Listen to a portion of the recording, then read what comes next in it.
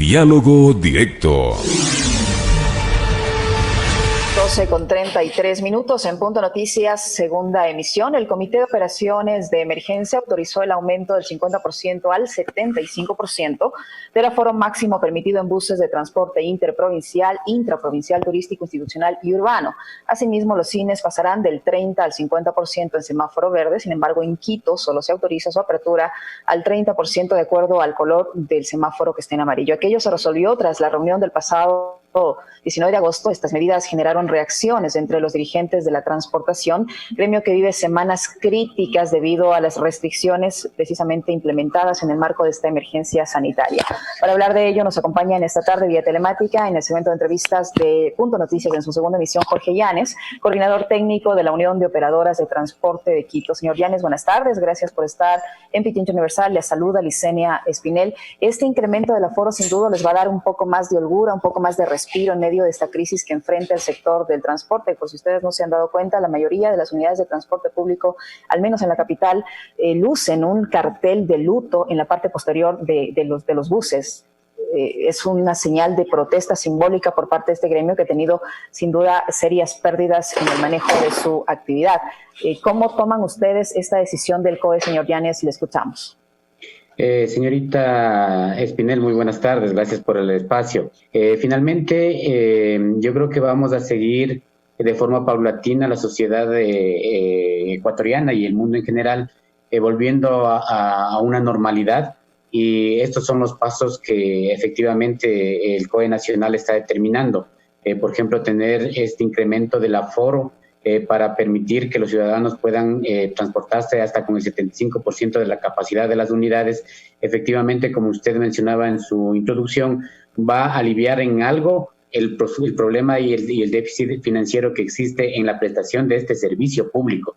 Yo quiero recalcar este tema de acá. Nosotros, como empresas privadas, somos delegatarias del servicio público de transporte, que es obligación del Estado garantizar la prestación del mismo. Entonces, consecuentemente, únicamente nosotros quisiéramos citar de que esperamos que esta decisión que sea tomada por el COE Nacional esté basada en todos los parámetros en el tema de salubridad para evitar o no generar posibles incrementos en la propagación de la pandemia del COVID que nos está, digamos, generando las dificultades a toda la sociedad ecuatoriana. Esta medida, señor Llanes, le decía, obviamente el incrementar el aforo también genera el riesgo de que se produzcan más contagios en una unidad de transporte público. ¿Qué medidas de seguridad como transportistas, porque es una corresponsabilidad tanto del conductor de la unidad de transporte como del pasajero, qué medidas de seguridad van a implementar para evitar que estos casos de coronavirus se extiendan ahora que se aumenta la capacidad de llevar pasajeros que ustedes van a tener? Mire, lo que nosotros hemos solicitado a la autoridad, en este caso del Distrito Metropolitano de Quito, justamente es el tema de la desinfección de las unidades, que de hecho, o sea, fue una de las cosas que conversamos con la Secretaría de Movilidad y que lastimosamente no se ha podido operativizar, pues la red del servicio de transporte público llega a diferentes puntos de la ciudad y el órgano competente para el tema de la municipalidad ha generado ciertos puntos donde que los buses deberían llegar. Eso operativamente no se lo puede generar, pero nosotros como operadoras privadas hemos implementado nuestros propios esquemas de bioseguridad para evitar inconvenientes y para evitar estos problemas de contagio que podrían existir para los usuarios y para el personal que está en el bus. De esta forma, por ejemplo, esto ya es conocido, inclusive hay una ordenanza que obliga la utilización de las mascarillas en los espacios públicos y el bus es uno de los espacios públicos. Entonces nosotros solicitamos a los señores usuarios que cumplamos con estas medidas de bioseguridad que ha implementado el Distrito Metropolitano, en donde que el distanciamiento lastimosamente no lo vamos a poder generar al tener 75% de aforo. Estamos hablando que en un bus tipo podrían movilizarse hasta 68, 70 personas. Esto no quiere decir que vamos a poder tener el distanciamiento que recomienda el órgano que regenta la sanidad y la salubridad, pero sí el uso de la mascarilla ¿no es cierto? El uso de desinfectante para el alcohol o el alcohol gel, eso es importante para poder mantener estas medidas de bioseguridad y minimizar estos posibles espacios que podrían generar contagios de la pandemia. Señor Llanes, varios dirigentes aseguran que como una medida adicional al tema del aforo también debería considerar al menos vital que se reabran las terminales terrestres, sobre todo en las ciudades como Quito y Guayaquil. ¿Usted qué opina al respecto? Mire, el tema de la conectividad del país es importante. Finalmente, la transportación terrestre es un punto interesante para poder generar toda esta estructura de conectividad interna que es la base de la columna vertebral de la economía.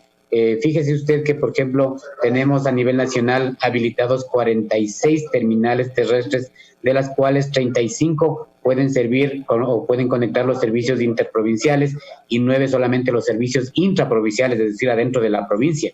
Esto ha generado una disminución de la comunicación, ¿no es cierto?, de forma, llamémosle oficial, porque lastimosamente vemos por redes sociales que existe gran cantidad de oferta de este servicio de transportación pública por parte de vehículos, por ejemplo, de automóviles donde van 4 o 5 personas sin guardar el tema del distanciamiento.